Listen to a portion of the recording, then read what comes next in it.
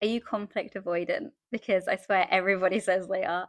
As a life coach and therapist, this is one of the things I hear the most. I'll be saying, hey, how about we have a boundary? Or hey, how about we say this to our partner? And they're coming out in a cold sweat thinking, oh my gosh, no, that will create friction. And the thing is, we're all raised differently. We all have different experiences of what conflict looks like. And what we nearly all universally forget is that when we become an adult, essentially nobody gets to shout at us anymore. Nobody gets to make us feel small. Nobody gets to talk down to us unless we let them. And what's that quote? Nobody can make you feel inferior without your consent, right?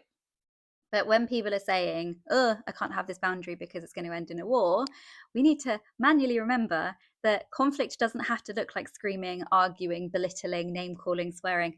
It can be just a discussion of, hey, can you not do this thing because it makes me feel this way? Or, hey, when you say this, this is how it makes me feel. Or this is what I hear. If the other person is then escalating it into an argument or a toxic environment, like that's not your fault. And you can remove yourself from that because you're an adult and we get to make these choices for the most part. But try to rewrite the idea that boundary setting or resistance has to result in a conflict that looks scary, because it doesn't. It doesn't have to. And anybody who's in a healthily wonderful relationship is going to be able to hear this, that conflict can be a very non-scary thing. It should be quite a typical normal part of a relationship of, hey, can we tweak this behavior slightly, or is anything that I'm doing aggravating you, or what more do you need from me, what am I doing that might be hurting the situation? It should be a conversation, not an argument. So try and remember that. Try and rewrite the idea of what conflict has to look like.